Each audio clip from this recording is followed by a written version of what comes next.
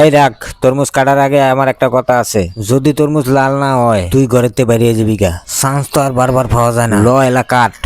ও মা গো মা, আল্লাহ কি দিছো এটা? লাল না তো, লালের চেয়েও বেশি। সুযোগ একটা পাইছিলাম তাও হাতছাড়া হয়ে গেল গা। লাল হইছে তো না, লালের ঘরে লাল।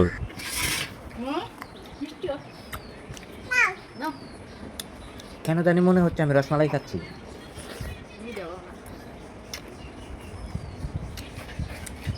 আবার রাখছি ফ্রিজে, অসাধারণ।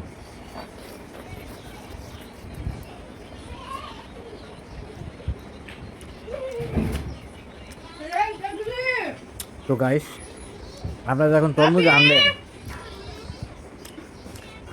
তরমুজ আনবেন বাসায়, হয়তো আধা ঘন্টা 1 ঘন্টা পানিতে ভিজিয়ে রাখবেন, আর নয়তো বা 1 ঘন্টা আধা ঘন্টা ফ্রিজের ভিতরে রাখা তারপরে খাইবেন।